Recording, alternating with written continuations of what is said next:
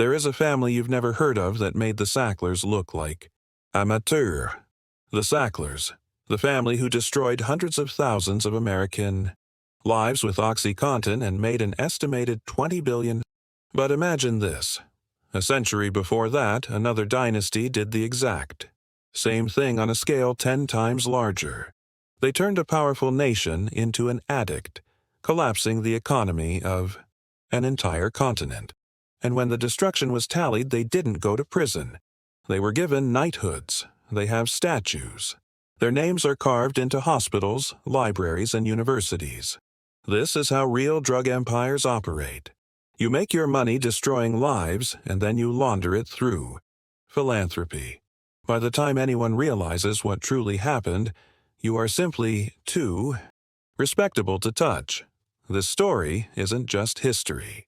It is the operational playbook. And if you think we've learned our lesson, just look inside your own medicine cabinet right now, because the same act is playing out on an even grander scale. It all begins in 1832. A Jewish merchant named David Sassoon flees Baghdad. He looks at the map and sees British India, a colonial port city, exploding with trade. Crucially, he sees the British East India Company. This was no mere corporation. It was a corporate state with its own army, its own laws, and driven by infinite greed. The East India Company had colonized India, and its biggest revenue generator was what? Opium. Sassoon arrived with two things more valuable than cash: a vast networks of Middle Eastern merchants' family and religious ties that could not be bought, and perfect timing. He arrived just as the British were solving their greatest economic problem, Chinese tea. The British were addicted to tea. The upper classes, the working classes, everyone was addicted. But China didn't want anything Britain manufactured. They had better silk, better porcelain, so the Chinese demanded payment in silver. By the 1800s, every year, millions of pounds of silver flowed out of British coffers into Chinese hands. The trade deficit was an economic catastrophe. Estimates suggest Britain was losing about $8 million in silver annually. At the time, a staggering sum. The empire was bleeding wealth. And this is the solution they devised, one of the most morally bankrupt economic strategies in history: grow opium in India. Get millions of Chinese addicted, and suddenly, instead of Chinese merchants demanding silver for tea, Chinese addicts were paying silver for opium. The trade deficit reversed. Britain profited. India became a narcotics plantation. China drowned in addiction. The British knew the harm. They knew opium was addictive and physically ruinous. But because the economics worked, they did it anyway. By 1830, British India was producing over 1,500 tons of opium, annually nearly all destined for China. Opium accounted for roughly 14% of British India's total revenue. 14%. The entire financial structure of the colonial government was built on narcotics. This is the system David Sassoon walked into.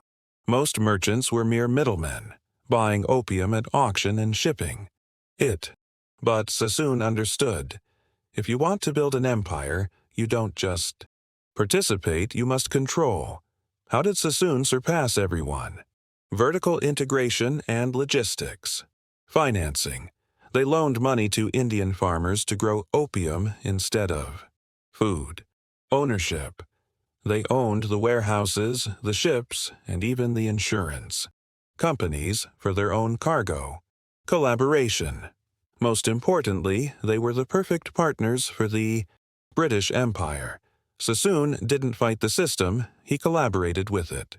He did the empire's dirty work in exchange for protection, legal legitimacy, and prime position. By 1836, the Sassoon Company was shipping 30,000 chests of opium annually. Each chest weighed over 120 pounds. That is 3.6 million pounds of narcotics pouring into Chinese ports every single year. A whole nation was collapsing. Families were ruined. Silver accumulated over centuries was flowing out. This was the first large-scale narco-state operation in modern history, and it was run by legitimate businessmen. The Chinese fought back. In 1839, an official named Lin Zixu confiscated and publicly destroyed 400 tons of opium from foreign merchants. He wrote to Queen Victoria asking a reasonable question: how could Britain morally justify selling a substance in China that was banned and controlled in Britain itself? The British response: declare war. The First and Second Opium Wars. China was crushed. The Treaty of Nanking in 1842 forced China to pay Britain $21 million silver dollars and cede Hong Kong. After the Second Opium War, 1856-1860, opium was explicitly legalized. In China, Sassoon's fortune exploded. Every rupee they made from opium was reinvested into legitimate ventures, real estate, banking, railroads, and telegraph lines. And here's the key: Sassoon didn't just hoard the money. They sanitized it. They donated to build libraries, hospitals, and schools in Bombay. Their name was plastered on institutions of public welfare. David Sassoon was appointed Sheriff of Bombay in 1853. His son, Albert, was knighted in 1872. They bought silence. They bought insurance. They made themselves indispensable to the economy and too respectable to challenge. Plastering their name on charities was how they ensured that when history was written, they would be remembered as benefactors, not drug lords. By 1949, the Sassoon Empire in China utterly collapsed when the Communist Party nationalized all foreign assets. But the core lesson is not their collapse. It's the repetition. The Sacklers are the same. They paid $4.5 billion in settlements, but kept an estimated $15 billion. In total wealth, their name is removed from museums, but the wealth remains. And look at the modern pharmaceutical industry. Johnson & Johnson, McKesson, Cardinal Health, the distributors and manufacturers who flooded. Small towns with billions of opioid pills, they paid billions in fines, but are still operating. A cost of doing business. This is the Sassoon model: profit maximally. When pressure mounts, pay a fine, make a donation, pivot operations, and keep going. Modern medicine has shifted from curing diseases to managing chronic conditions. Managing chronic conditions means creating lifelong customers who pay monthly. Antidepressants, ADHD medication, diabetes medication, they are taken for life. They call it treatment, but the economics are identical to addicting. 19th century China to opium. Create dependency, ensure repeat customers, profit for decades. When you see a name honored on a hospital wing, ask where that money came from.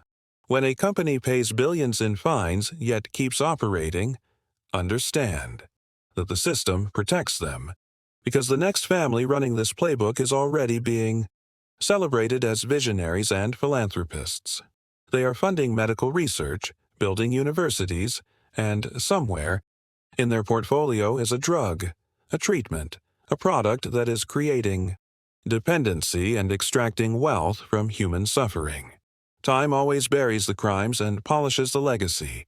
Tell me in the comments, do you believe we, with our dependency on modern medical solutions, are simply repeating the cycle that engulfed 19th century China?